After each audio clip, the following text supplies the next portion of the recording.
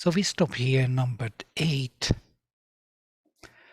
Prakritim svam avashtabhya visrijami punav punaha bhutagramamimam kritsnam avasham prakriteh vashat.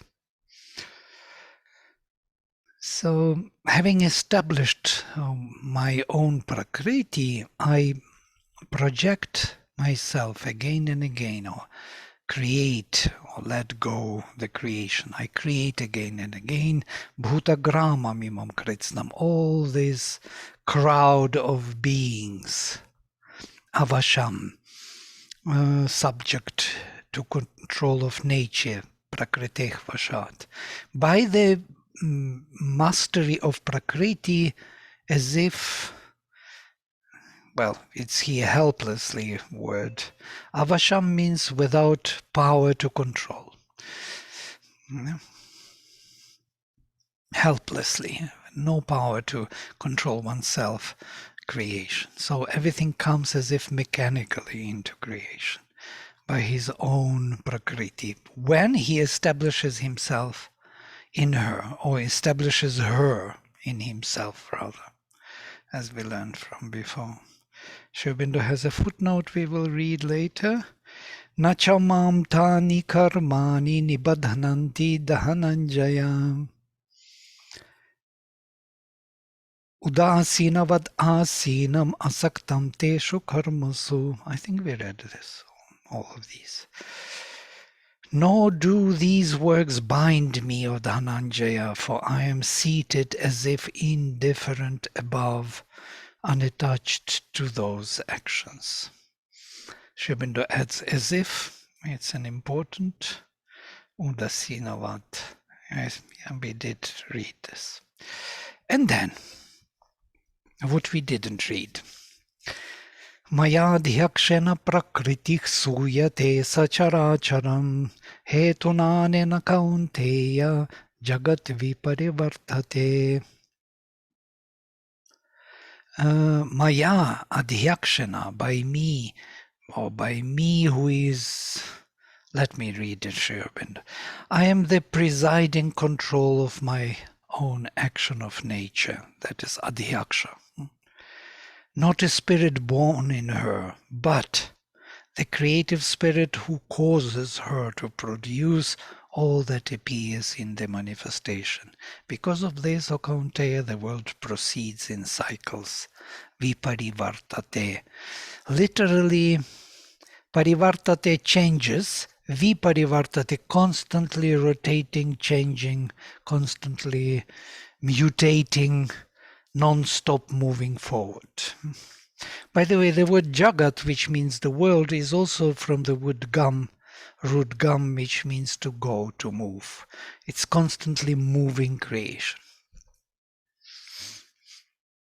So under my supervision, let us say, Prakriti produces everything what moves and moves not. I'm translating literally.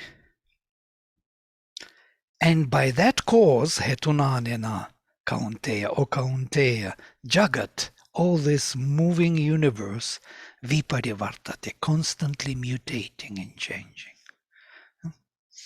So I'm translating literally word by word. So, and Sri Aurobindo translates it more in the setting of philosophy. Avajananti mam mudha manushim tanumashritam parambhavam ajananta mama bhuta maheshwaram. Avajananti, literally do not realize, or diluted minds, these diluted minds despise me, despise avajananti, look at me from above, look at me as something lower. Mudha, those bewildered, manushim tanumashritam, as if I am born in the human nature, as if I am inbuilt in the human nature. They see me in that way. Parambhavam ajanantah, not knowing my higher being. Mama bhuta maheshwaram, the being which is the Lord of all existences.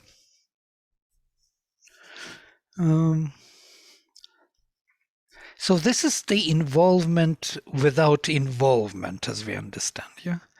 The Supreme is involved in nature without being involved, being free at the same time. I was today looking at Sri Aurobindo's footnotes for these.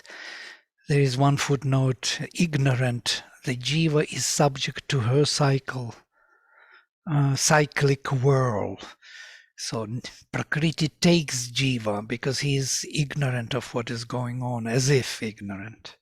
Not master of itself, as it were, but dominated by her.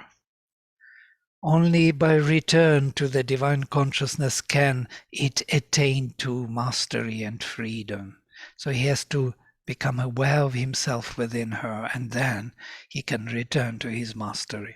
The divine too follows the cycle, not as a subject to it, but as its informing spirit and guide, not with the whole being involved in it, but with his power of being accompanying and shaping it.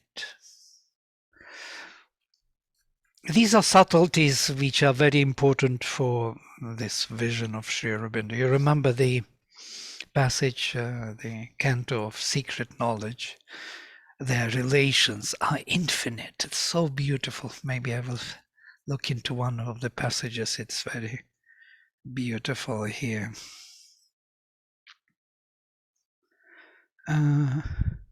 He takes birth in her world, waits on her will. He, the spirit, takes birth in her world, in the world of Prakriti, waits on her will, divines her enigmatic gesture sense. Divines, such a beautiful verb. The fluctuating chance turns of her mood, works out her meanings she seems not to know, and serves her secret purpose in long time. And then there's such a amazing passage, my favorite actually in the whole Savitri. He makes the most of the little that she gives. She gives very little, Prakriti, to him, but he makes the most of that. And all she does drapes with his own delight. A glance can make his whole day wonderful. A word from her lips with happiness wings the hours. He leans on her for all he does and is. He builds on her largesse as his proud fortunate days and trails his peacock plumaged joy of life and suns in the glory of her passing smile. He suns when her passing smile is. He is totally delighted in anything she does. In 1,000 ways, he serves her royal needs. This is the phrase which makes me kind of review the whole philosophy of India, Advaita, everything. In 1,000 ways he serves her royal needs. He makes the hours pivot around her will, makes all reflect her whims. All is their play. This whole wide world is only he and she. And now this is something. This is the knot that ties together the stars. The two who are one are the secret of all power. The two who are one are the might and right in things. His soul, silent, supports the world and her. His acts are her commandments' registers. Happy, inert, he lies beneath her feet. His breast he offers for her cosmic dance, of which our lives are the quivering theatre. And none could bear, but for his strength within, yet none could leave, because of his delight.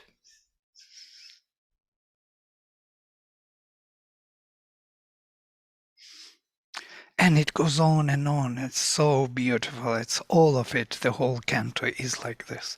It's ecstatic. It grows in power. Maybe little more, because this is so much. His works, his thoughts have been devised by her. His being is a mirror vast of hers, active, inspired by her. He speaks and moves. His deeds obey her heart's unspoken demands. Passive, he bears the impacts of the world as if her touches shaping his soul and life. His journey through the days is her sun march. He runs upon her roads, hers is his cause, a witness and student of her joy and dole,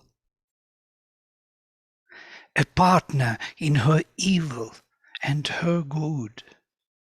He has consented to her passionate ways. He is driven by her sweet and dreadful force. He agrees on everything. And then maybe one more passage, small one line.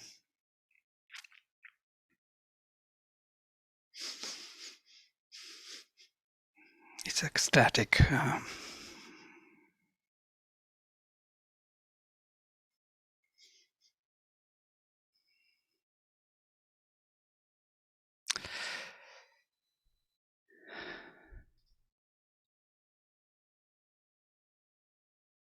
Here, this passage. His spirit, yeah. His soul is a subtle atom in a mass.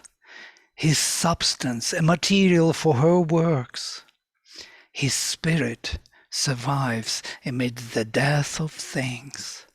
He climbs to eternity through being's gaps. He is carried by her from night to deathless light. So you can see how much is she for him. She's everything for him. This is the Divine Mother in the form of Prakriti, and he is the Spirit. Today I was reading and I thought, this is impossible. This knowledge is really, it can be given only by the greatest being of all. So he explains these things, yes? Ignorant, the jiva, is subject to her cyclic whirl, not master of itself, but dominated by her, and happily dominated by her. Only by return to the divine consciousness can it attain to mastery and freedom.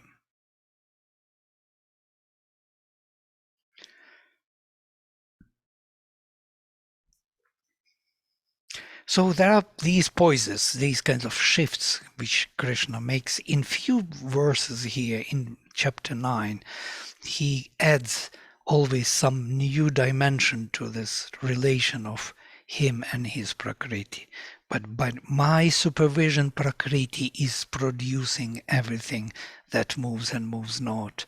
And by that cause, or Kaunteya, this moving universe is being mutated or being constantly proceeds in cycles, as Shibina says. Yeah? Somebody is saying something. Oops. Okay. If you want to say something, you are always welcome. I was Yeah? muted you. Oh, we were already muted. Right. Oh, and now you're not No, I muted. You can can't. go ahead. Charles, Can but go you're not back. visible. 1 second. I can't. You're not visible. Oh, now you're visible. Go ahead. You wanted to say something. Oh, you can't hear. I don't know what it is. Can you hear me? Everybody can hear me, only you cannot. I Right, can yeah. hear. Trying to play through this thing. Maybe you have to do something with... I cannot explain that.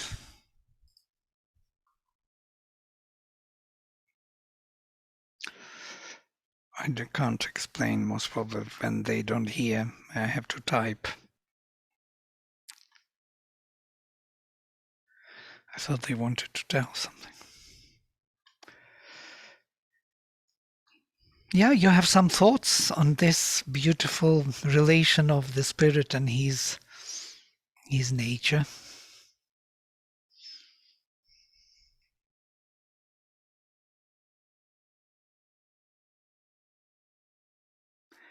There are more powerful passages where it is said that it is because of her he has lost himself in her and found anew in her.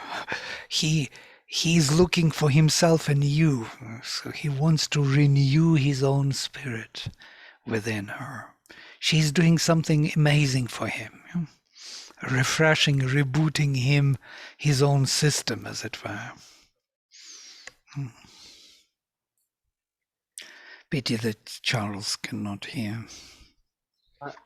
Hello. Yeah? Vladimir, I want to say a couple of things. One Yes. is, if we can say the will is in the side of the Purusha, and the motivation is in the side of Prakriti, isn't it? Motivation. What do you mean by motivation? Let us then know. Yes, it's more mechanical. Okay.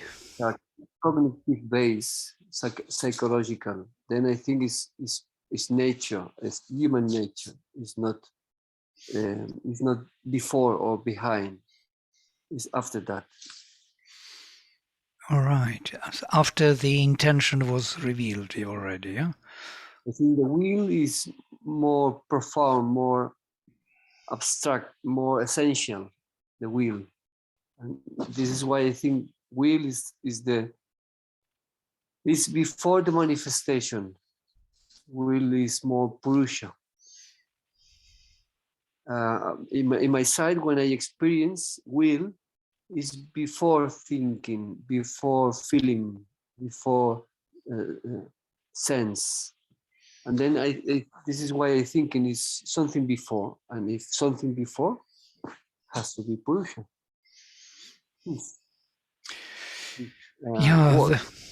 You say will, yes, about will. Will, yes, is a strange thing, will, yes. We can see it as will of Purusha, but also we can see it, will itself is a Prakriti, the higher Prakriti. She is the Divine Mother. After, when will is manifested, then it's in Prakriti. But before, where is coming from the will? It's a higher Prakriti. Okay. Okay. Okay. Isn't will also the instrument of buddhi? Intellect? Yeah, when we shift from one paradigm to another, this is a problem. Yeah, Indian tradition is so rich and so deep. So in the Vedic, we have the transcendental Aditi and Diti. So, and the higher will of Satchitananda, of that Chit Tapas will, yeah? That Tapas Shakti, Chit Shakti is the will. The Divine Mother is the will to manifest the divine. It is she who started the whole creation. It is she who projected first emanations and then turned to the Supreme and said, look what happened. They fell into their opposites. Let us do something. And then she did something.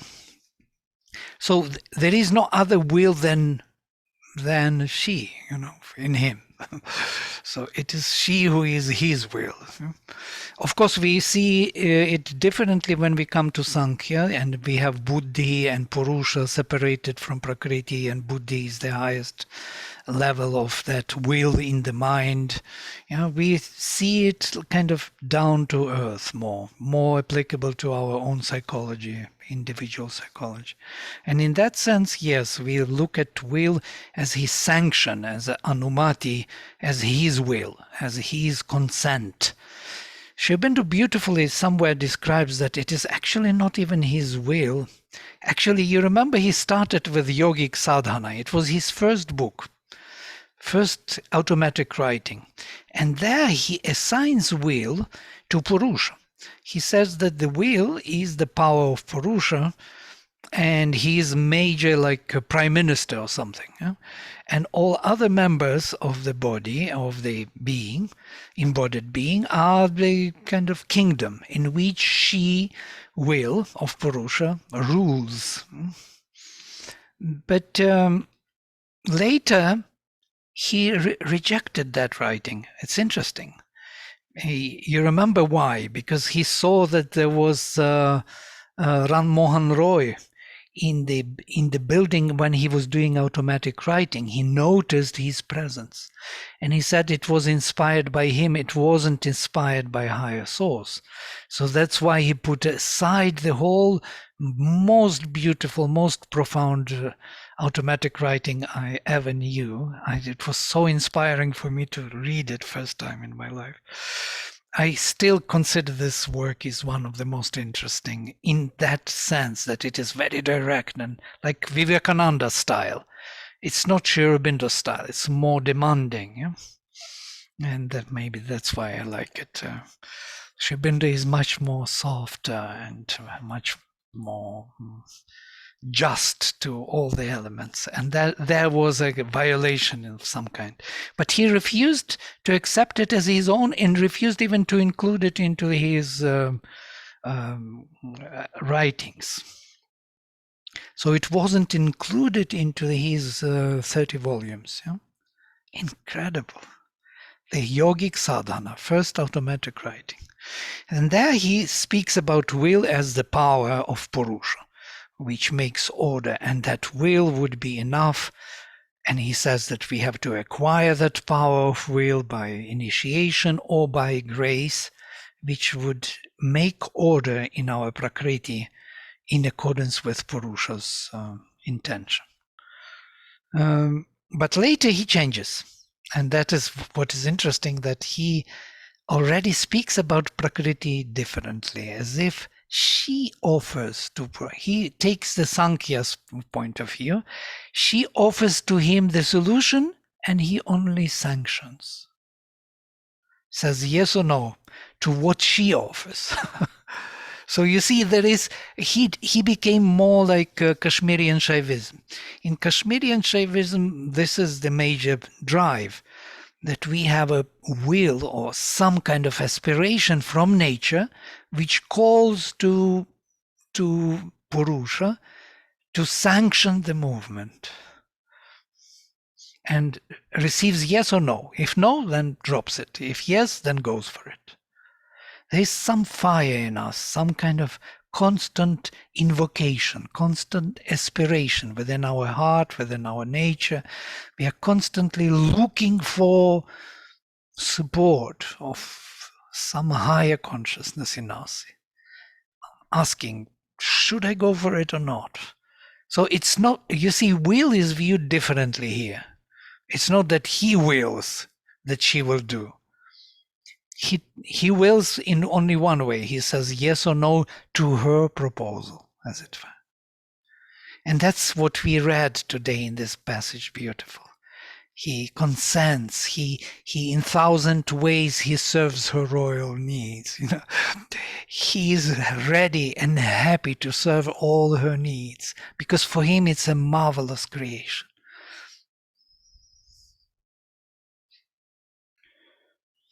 Yeah, the other thing I want to comment.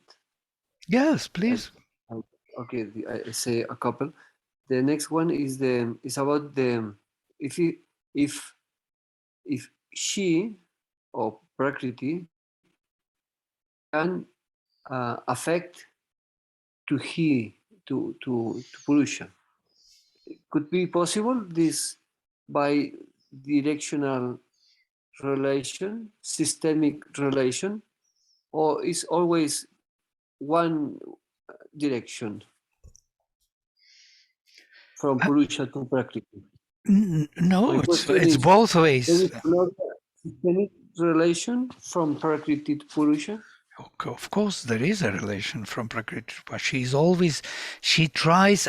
We didn't read the whole passage because it's long, Kanta, but there is a passage where it is explained. She wants to satisfy him in every possible way. She is living only for him, for his delight. She has no other reason to be, but But I want to say in another way. If Purusha make his influence as the source of the manifestation of Prakriti, can Prakriti make influence to Purusha to absolutely. develop or evolve Purusha in some way? Yes, he is born Okay. through her and you. He wants her to do everything and anything. He consents to follow her dreadful force and will and whims and caprices, everything.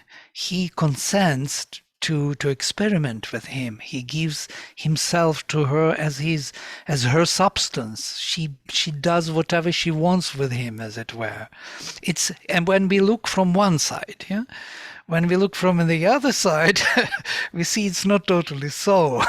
So she is constantly offering him, and he consents with it, yeah? And she wants his satisfaction. She doesn't want her own satisfaction. It may look like that when we are not aware of Purusha, but the moment we are aware of him, we see it is not so.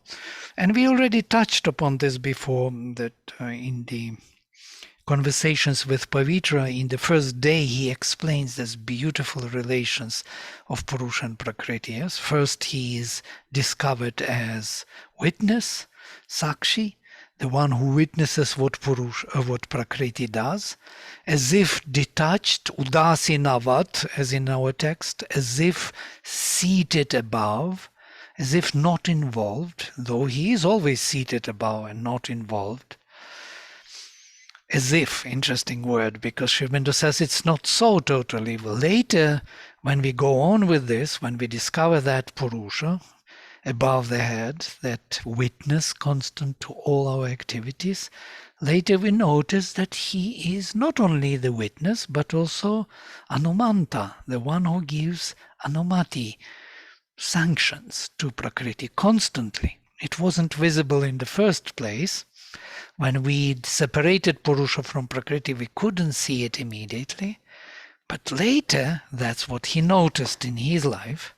He noticed that Purusha constantly sanctions her.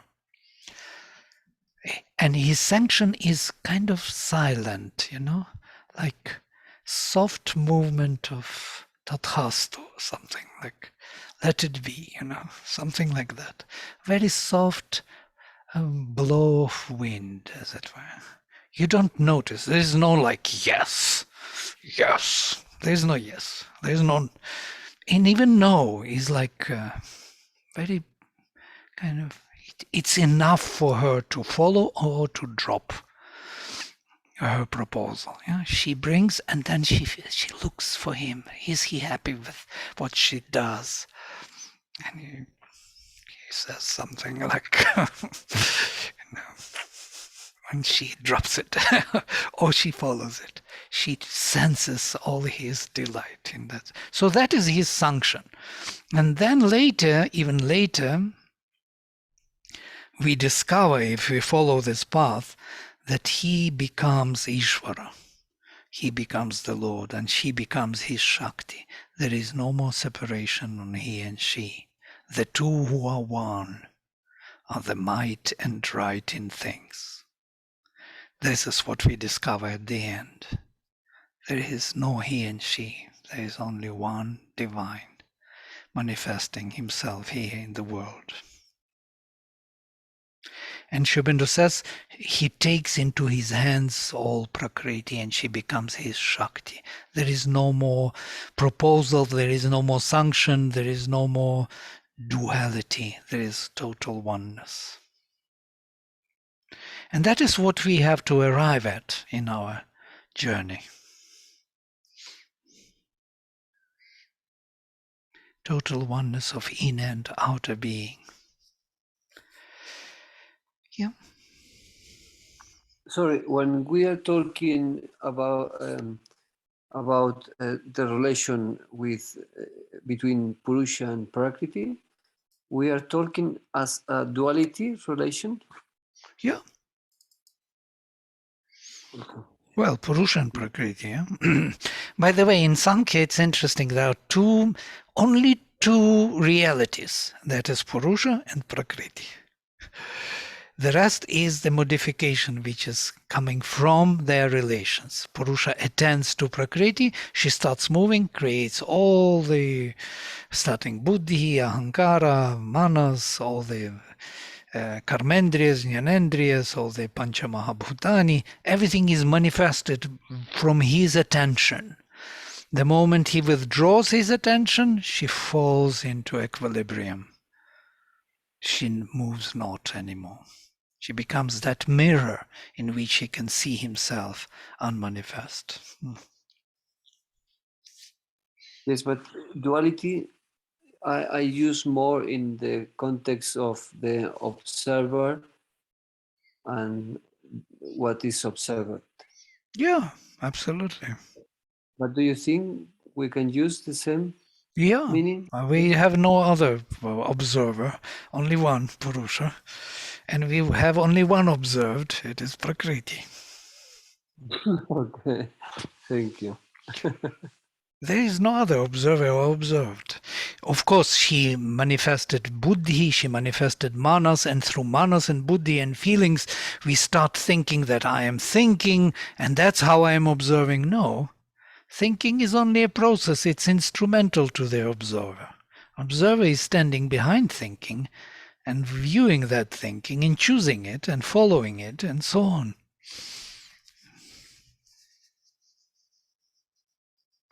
And feeling the same, yeah? And all the indriyas. They are instrumental to his presence, to his consciousness. He is consciousness, and she is force.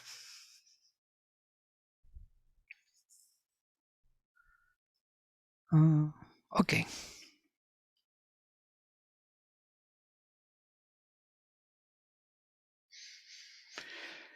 Moghasha, mogha karmanach, mogha jnanach vichetasach, rakshasim asurim chaiva prakritim mohinim shritaha.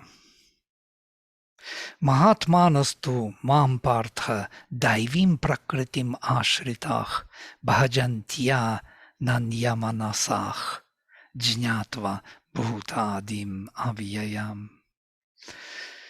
This is an interesting passage. Moghasha. There are so many mogha. Mogha means in vain or not true. All their hope, action, knowledge are vain things. Moghasha, they are of vain asha, of vain hope. Mogha karmanach, they are of vain action. Mogha jnana, of vain knowledge. Vichetasach, those who do not have a consciousness, who are not wise. Rakshasim asurim chaiva prakritim mohinim shritach, they are they found refuge in the bewildering prakriti of Rakshasic nature, Rakshasic and Asuric nature. I don't know, did we jump over something? Yes, it was Avajananti. Those, they despise me. Yeah. I jumped over most probably. Parambhavam ajanantah mama bhuta maheshwaram. They do not recognize my higher, supreme nature. They think that I am in the creation, that I am part of the creation. And these are moghashach. They have all their hopes in vain. They have all their actions in vain, whatever they do. Moghajnana, and their knowledge is false, because they found refuge in the Prakriti, which is Rakshasic and Asuric. And what is this Rakshasic and Asuric Prakriti? This is kind of interesting. It is Prakriti which is self-considered, or self-centered, selfish Prakriti, where Prakriti becomes the reason and the purpose and the meaning of life, denying the spirit. Could we also call that materialistic view of Kind of, yeah. Prakriti? We see it in terms of our own material benefit or loss or gain. Yeah, materialistic in the philosophy, yes, in philosophical way, yes, that we believe that only matter exists and there is no spirit. We are denying any other reason to be than satisfaction of the senses. Yeah, so it's not just affirmation of the reality of material nature, probably crude material nature, not the subtle physical, and at the same time denial of all that's subtler. For example, in Savitri, he has this beautiful canto on the secret knowledge, the subtle, the subtle knowledge when he descends and sees all the subtle essence behind the forms of matter. And yet he realizes this is not complete. It's just a step linking the absolute and the grosser relative. It is that what comes to my mind is, you remember in the debate of love and death, where death tells her, I am the God, there is no other God, death. This is a typical profound Asuric formation, yes, which does not believe that there is a divine purpose behind other than him devouring the creation and making it move forward. He does his work, profound work, but he believes only in that part of work. He doesn't see the higher reason behind it.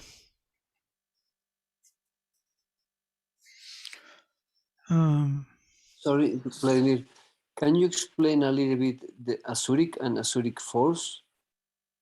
Because I heard many times Asuric force is like some kind of entities which they can influence to the human beings. They want to possess the human nature. But can you explain a little bit about Asuric? Well, this is a big topic, yes, Asuric and Rakshasic, but there are levels of selfishness, let us say. Asuric force is mainly mental vital force, yeah, of a huge universal power. We spoke about four asuras, four fallen emanations, great asuras, yes, of consciousness in light turned into darkness. This is the grand vision of the four fallen emanations. So Sat, Chit, Ananda, Vijnana turned into their opposites. So the transcendental became the substance or the foundation for manifestation. So these are the all-pervading and presence of consciousness being lost because of selfishness. Actually, this is the best way to explain it: selfishness, yeah? Self-consideration, where the person believes that he is the most important, not the divine. So the Sri Aurobindo explains the integral yoga. We are doing this yoga not even for humanity. We are doing it for the divine. And this is kind of liberating. So you don't work for yourself, you know. You're not here to make some progress for yourself. You are here to serve the divine needs. And that is the divine attitude. All the rest, you can be very great ascetic or great tapasvin of very asuric nature. And it doesn't mean that it is bad. He says that, for example, Napoleon was a great Rakshasa. Yeah? He speaks of Napoleon as a Rakshasa. But what he generated, what he manifested in the world was very needed. So these beings are also working for manifestation of the divine. Yeah? All of them. Rakshasas and Asuras and gods. You remember the churning of the ocean. They are both needed. Look at the world today, this war. And you will see how so many beautiful things what happened because of this war. The world got united. People came together. They revealed qualities they never knew they had. They are happy to find out that they are alive finally. You know. So we can blame the war, but it is very, very needed for the divines. This Asuric Rakshasic movement generated such a great divine force in people that they became aware of, and they're very grateful. You could see the Ukrainians how they are happy to be what they are now than they were before. These small people, you know, fighting for some opinions. Now there are no more opinions. There's a higher reason to be. So it happens, and it is needed. But we can fall into any of these and be on any side of it in this war, between the Rakshasas and Devas, Asuras and Devas. And it doesn't matter, we are doing the divine work anyhow, as Sri Krishna told Sri Aurobindo in Alipur jail. Everyone does my work. Even those who fight against me, they do my work. They don't know about it only. They think they are fighting for their selfishness, but they are needed.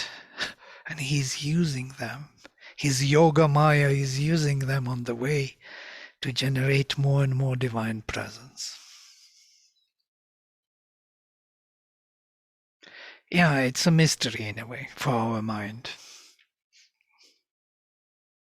for my mind. Great, thank you.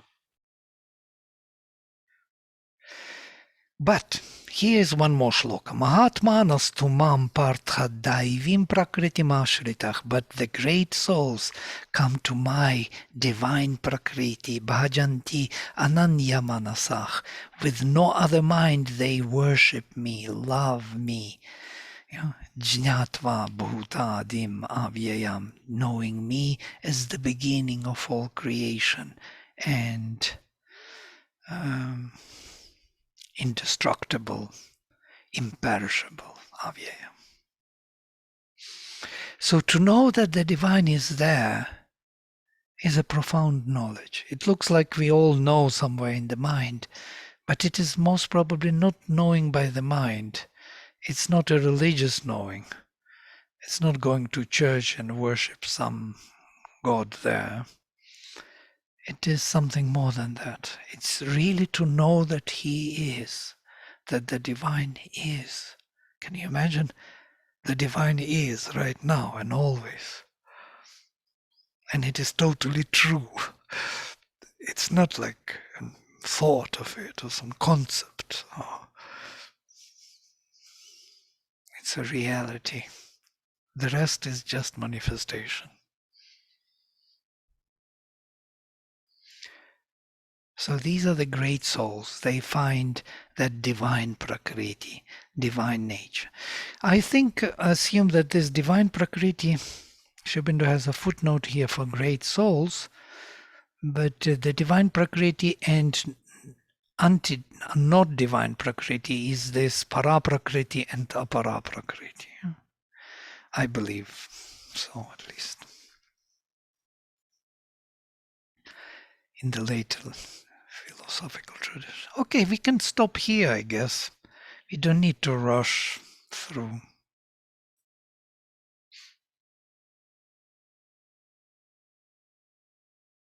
We can read the passage on these great souls.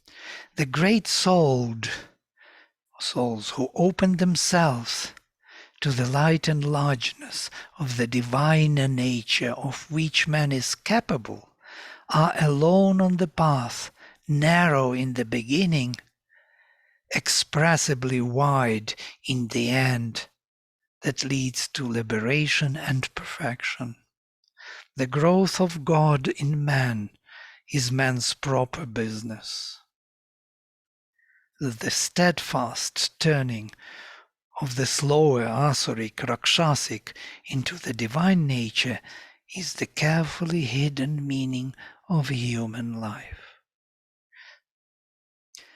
It's like the sacrifice. We have to take everything which is selfish in us and offer it to the service of higher consciousness in us. As this growth increases, the veil falls and the soul comes to see the greater significance of action and the real truth of existence.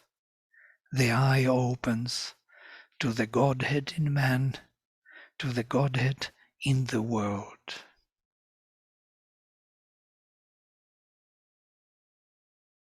It sees inwardly and comes to know outwardly the infinite Spirit, the imperishable from whom all existences originate, and who exists in all, and by him and in him all exist always. This is what the divine is, yeah? And all is only a manifestation. Therefore, when this vision, this knowledge seizes on the soul, its whole life aspiration becomes a surpassing love and fathomless adoration of the divine and infinite. The mind attaches itself singly to the eternal, the spiritual, the living, the universal, the real. It values nothing, but for its sake it delights only in the all-blissful Purusha. All the word and all the thought become one hymning of the universal greatness, light, beauty, power, and truth that has revealed itself in its glory to the human spirit, and the worship of one supreme soul and infinite person. All the long stress of the inner self to break outward becomes a form now of spiritual endeavor and aspiration to possess the divine in the soul and realize the divine in the nature. All life becomes a constant yoga and unification of that divine and this human spirit. This is the manner of the integral devotion. It creates a single uplifting of our whole being and nature through sacrifice by the dedicated something spoiled and eternal Purushottama.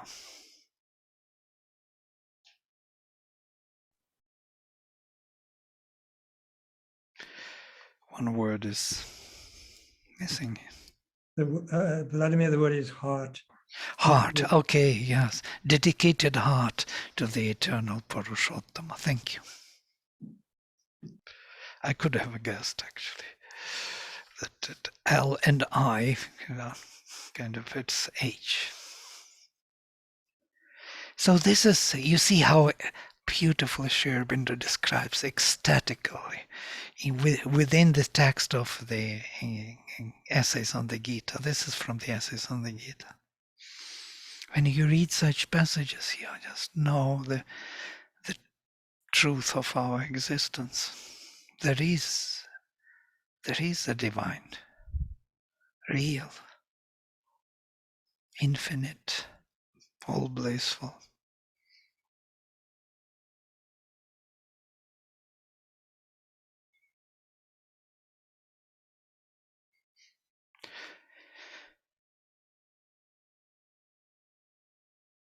Great. Okay, we stop here. You have some thoughts maybe on this occasion? No?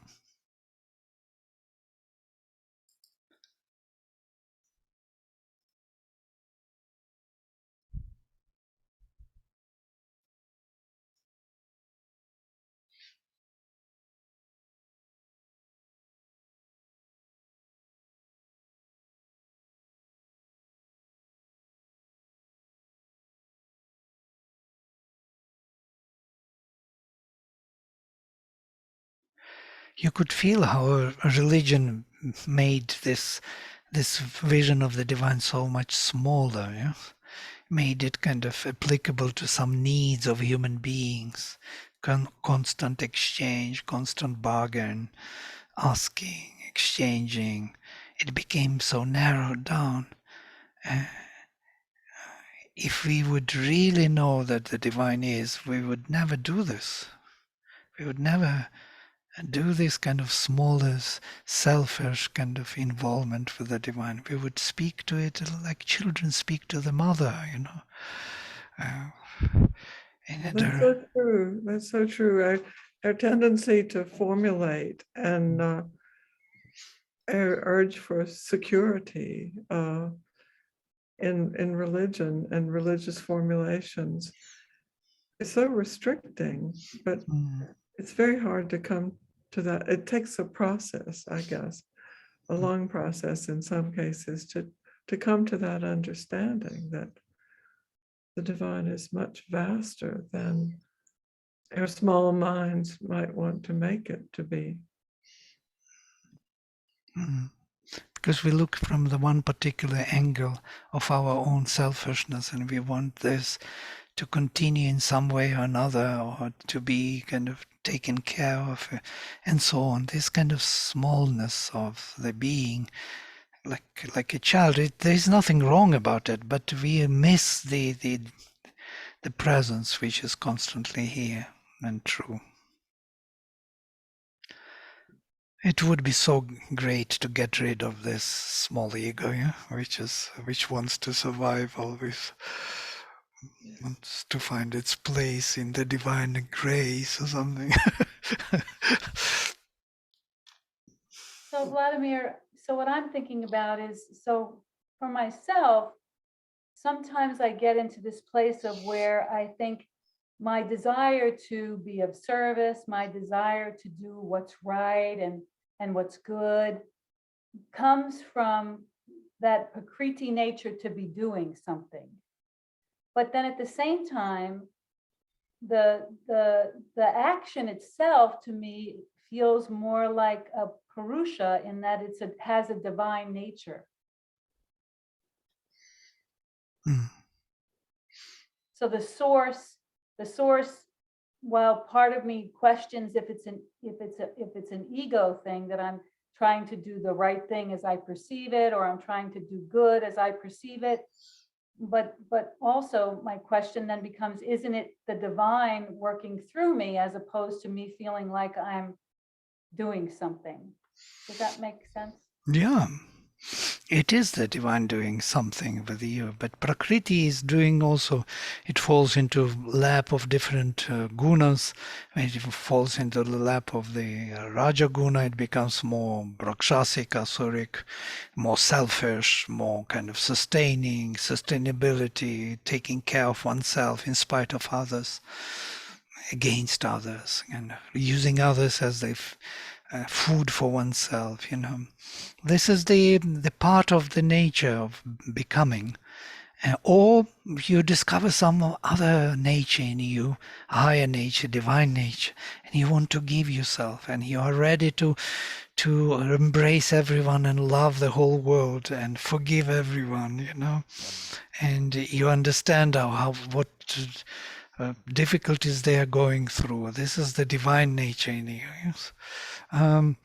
But interestingly, the Upanishads found their own way how to constantly remember or have the sense of Purusha in Prakriti.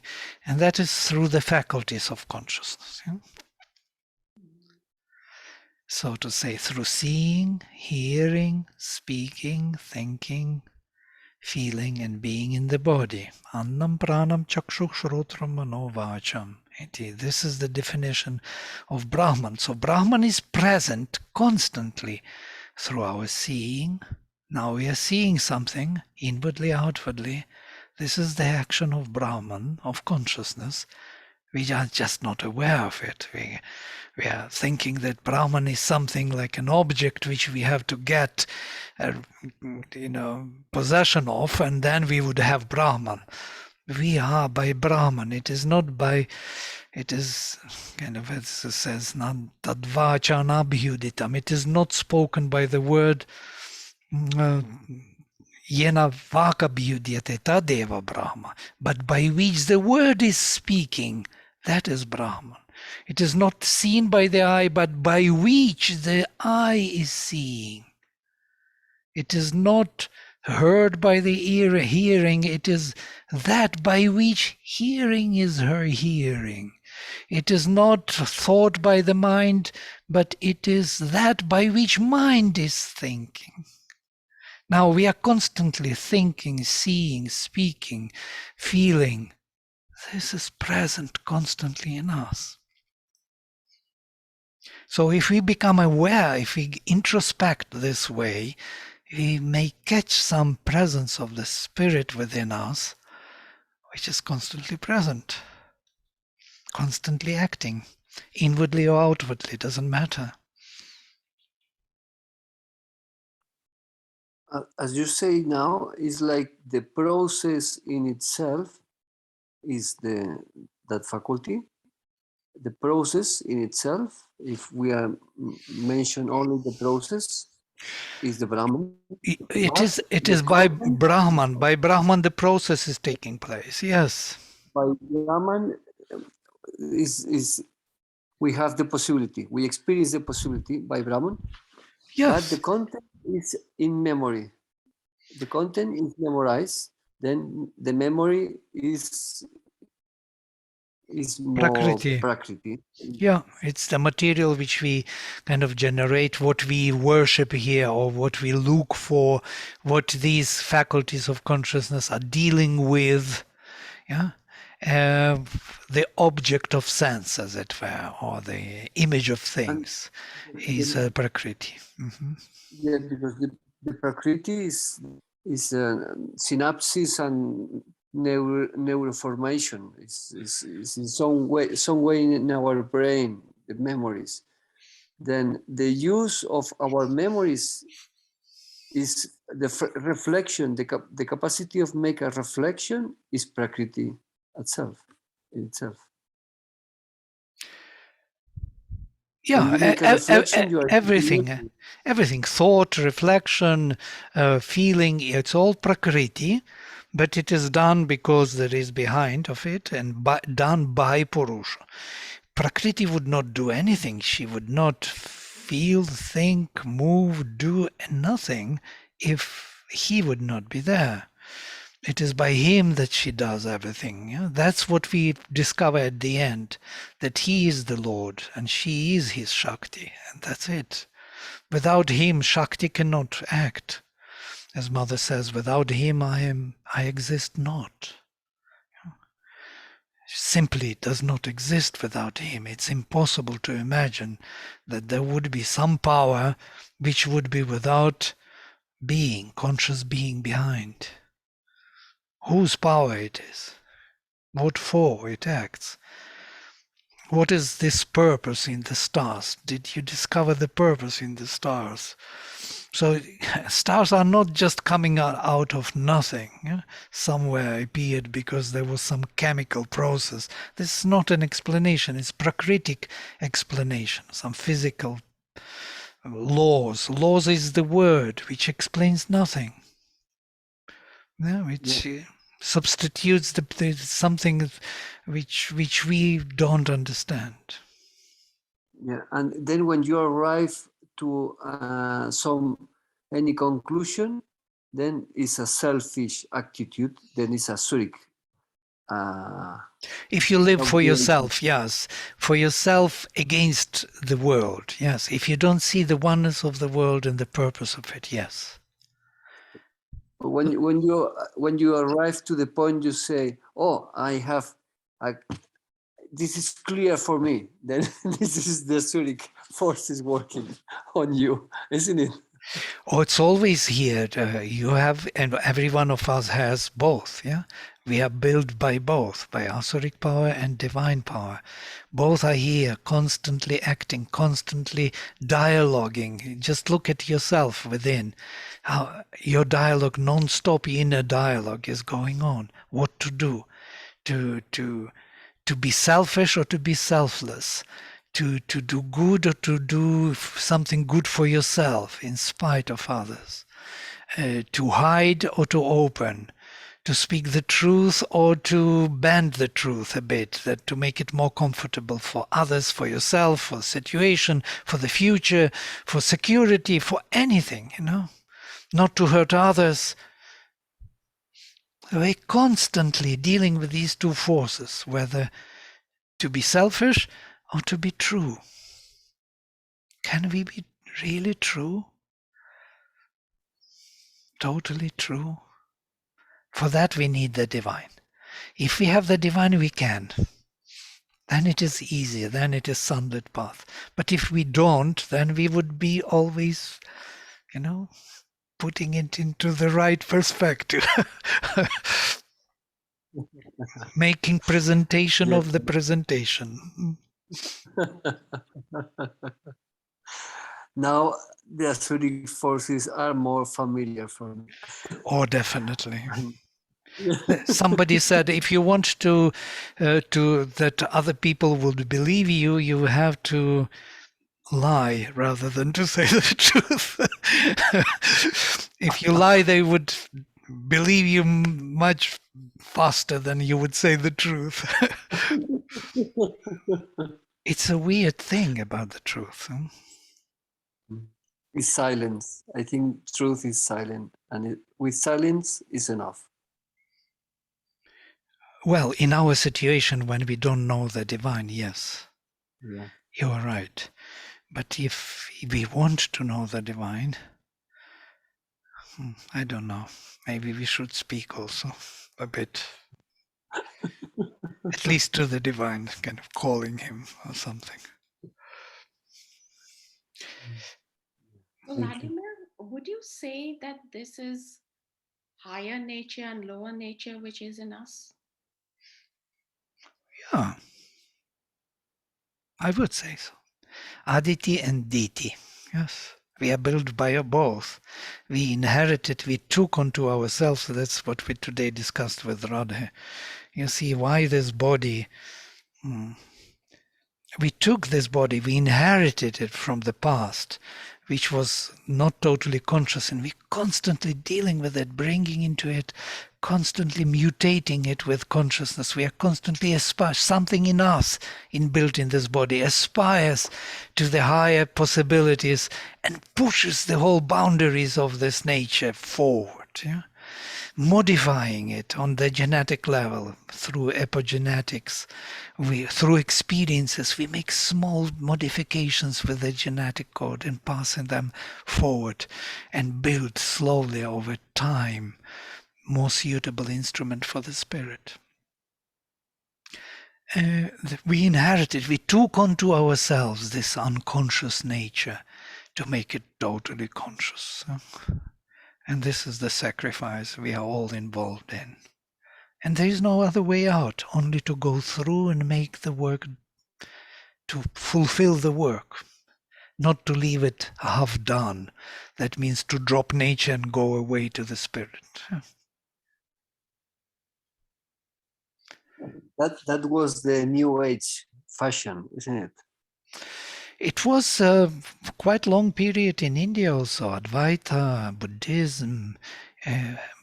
They never could manage it till the end because it was never there from the beginning. From the beginning there was an integral vision of the Veda, then these two had to be together.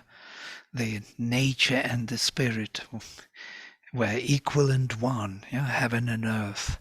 They are two luminous foundations, firmaments, Sri Aurobindo says, Rodasi in the Veda, heaven and earth, father and mother. And now we look at them differently. We separated spirit and matter. We look at material things separately from spiritual. We have this even in our society. We have secular and sacred. We have two different laws, religious laws and social laws. So they are not the same in every country. They could not reconcile between the two. It's amazing if you think of it.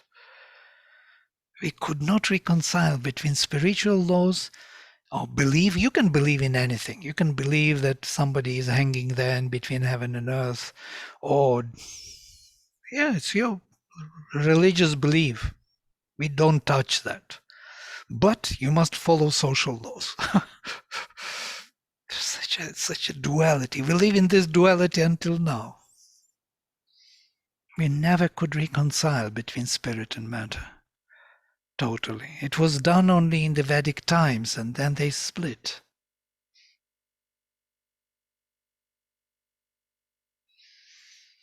And now we live in this duality of spirit and matter. Material is not spiritual. Spiritual is not material. Somewhere deeply in us we have this duality, and even deeper in us we have that oneness. And we have to recover that oneness of spirit and matter. I do not know. It makes sense what I'm trying to say. This is the basics of integral yoga. For people in integral yoga, and it looks like very simple thing, but it is not actually. It is so profound and so difficult to realize this oneness of spirit and matter. We may speak about it that they are one, but deeply within us, you have to see all material creation and yourself as spiritual enterprise. You have to feel the divine present all the time in everything you do, think, feel. That is the oneness. Not that I forgot. Oh, I forgot. Now I remember. Let me pray to you. Can you just be a little bit with me for now, for meditation? And then I will do my thing again. So this is the separation we have. We got used to it.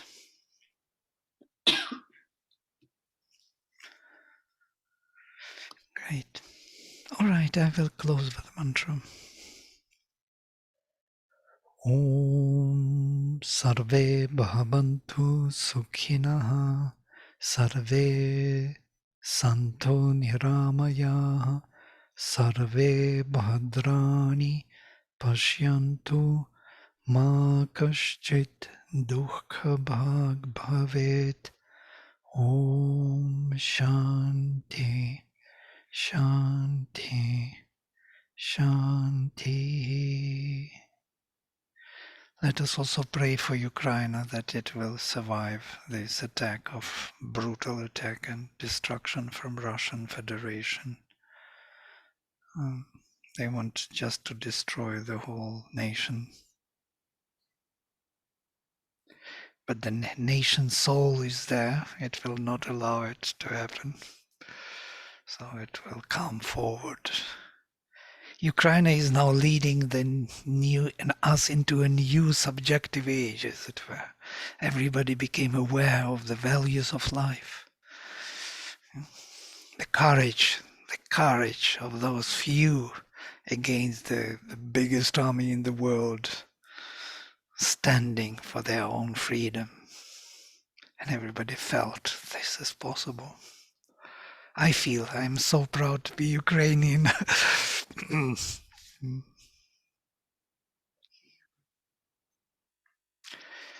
Great. Okay, so see you then. Namaste. Bye. Thank you. Thank you. Thank you.